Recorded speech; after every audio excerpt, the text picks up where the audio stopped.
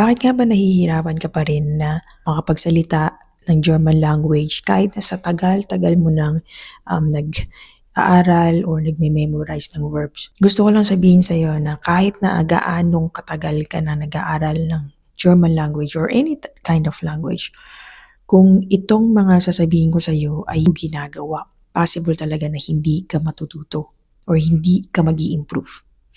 Na una-una kasing mistake na ginagawa ng karamihang mga learners or mostly mga Filipino na nakikita ko is they are buying so much resources na hindi naman dapat, no? So, nung nag-aaral ako ng German language, nag-focus lang ako sa isang libro and one YouTube channel na ginagamit ko for the comprehensible input, no? So, ang ano kasi, marami kasing nag-share ng mga free resources, of course, sa YouTube Jam, sa Google sites, and kahit saan pwede ka na makakuha ng mga free resources, even the ChatGPT, pwede ka na matuto, di ba? So, na-overwhelm lang tayo sa sobrang dami. Kaya, I advise you kung kailangan na mag-focus kayo sa kakaunti lang na mga resources like 1 to 2 or 3, maximum of 3. For example, I'm here using in Spanish. I only use book, these two type of books. No? Ito lang yung ginagamit ko. Kahit nasa library ako ngayon, hindi ako napapadistract sa dami ng mga libro dito. No? So, nagpo-focus ako dito kasi may audio na to. Isa, this is for the audio and speaking. This is for the grammar rules. And the other one is yung audio app na ginagamit ko para lang sa logical thinking. So, kung sasabihin mo sa akin, kailangan ba ng mga app na Duolingo, yung mga AI na ganyan, depende yan sa'yo kung ano yung preference mo. But don't overwhelm yourself kasi maraming nag-e-enroll sa mamahalin. Akala nila, yun yung para sa kanila. No, alamin mo mabuti kung para sa'yo ba yun or magko-commit ka ba talaga doon sa pag-aaral ng German language. So another mistake na nakikita ko is yung enroll sila sa German language course or school pero wala silang dedication na mag-aral. Paano kung sabihin ko sa iyo na hindi naman talaga makakatulong ang teacher or yung books or your courses, lahat na yan, kung hindi mo siya i-apply, you don't have to be or you should not be, no? Huwag ka dapat maging passive learner. Pag sinabing passive learner is aral ka lang ng aral, ni hindi ka man lang nagsasalita, ni hindi mo man lang ini-speak out loud kung ano yung mga nasa libro. So ako, as a Spanish, nag-aaral ako ng Spanish language ngayon, lahat ng mga sentences na nandito sa grammar book ko, ini-speak out loud ko siya.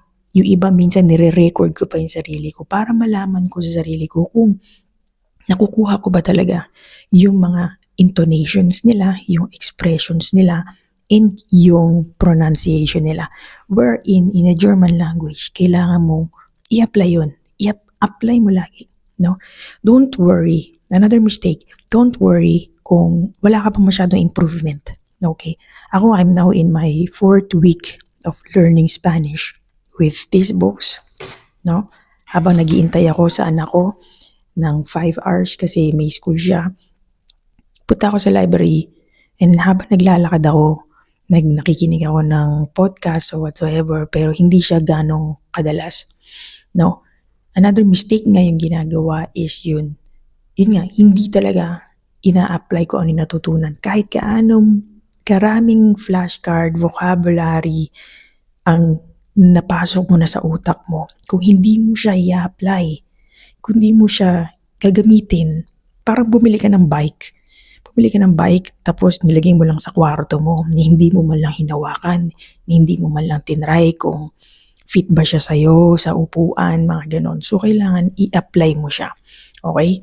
So, yun yung mga nakikita kong mistake. Another mistake na nakikita ko is sobra silang napanghihinaan from the very beginning. Napanghihinaan sila na hindi ako nag-i-improve, hindi man lang makapag-construct, hindi ko naiintindihan. Well, that is the nature of language. Yun ang pag-aaral, yun ang normal yun. Okay? Huwag mong puwersahin yung sarili mo in 4 weeks. Ako, nasa 4 weeks na ako ngayon, pero sa tingin ko, hindi pa ako masyado nag-i-improve. Pero nung nag-book ako ng appointment para sa anak ko, para sa pedya niya. Nagawan ko yun ng paraan. Nakakausap ko, naiintindihan ko na yung teacher ng anak ko. Same with you as a German language. Huwag ka mawawalan ng pag-asa kagad na, ay, hindi ko naiintindihan. Ay, ano ba yan? So, that is a sign that you have to get more. Like mas kailangan mong magkaroon ng dedication pa. Motivate mo pa yung sarili mo. Okay? So, another mistake na nakikita ko ulit, no? So, they are obsessed with this, how do you call that, yung mga AIs nowadays. So, okay lang naman siya. Pero para sa akin, no, mas nakikita ko pa rin yung power ng libro. Okay, libro. No? So, kasi mas gusto kong i-detach yung sarili ko sa apps, sa social media, sa phone. Kaya hindi ako masyadong gumagamit ng mga apps or iPad pag nagsusulat. No, always libro ako. Kasi gusto kong practicein yung pagsusulat and yung pagsasalita. Okay, so another mistake also kasi yun nga, panghihinaan sila ng loob kasi wala sila sa Germany, no? Hindi kayo nakikipag-usap sa iba, no? So, ako, to be honest, na hindi ako nakikipag-usap sa Spanish ngayon kasi English kami sa bahay. And it doesn't block me for learning more. Kasi alam ko sa sarili ko na kaya ko na mag-self-study from the very beginning. Kaya malakas ang loob ko. No? So, kung self-study ka din ngayon sa German language, huwag ka mag-alala kasi marami pa rin na polyglots, na linguistic, na self-study sila. They never enrolled in any courses. Another mistake na ginagagawa ng mga Filipino pag nag-aaral sila ng German language is yung feeling nila kailangan dapat nilang malaman or maging fluent kaagad sila, no? So, huwag ka mag-alala kasi mistakes will always be there in the beginning of our language journey. So, kung sa tingin mo na talagang nahihirapan ka, no? Tignan mo yung sistema mo, paano ka ba nag-aaral. Katulad nun sa akin, sistema ko, first grammar book, and then I mark myself for 2 hours kasi meron lang akong 5 hours a day. Okay, so and then 2 hours dito, depende kung gaano yung kadami yung matututunan ko. Basta 2 hours I time myself. And then another 1 hour is for this book, and another 1 hour is for only audio lang. And then I also don't want to force myself to sit in a 4-hour long straight, no exercise. Normally, no pause. Ako, ginagawa ko, may 15 minutes ako na pause. Okay, so, yun, yung mga mistake na ginagawa nila. Huwag kang mag-give up, guys. Masisi kasi, umpisa pa lang to. And imagine mo, lagi mong tatak sa isip mo, meron kang goal, meron kang gustong gawin. Yun ay either makapasa ka, makakuha ka ng visa, and makapagtrabaho at makatira sa Germany. So, yun ang isipin mo palagi. And avoid these mistakes kasi karamihan ng mga Pilipino nga is ganito yung ginagawa.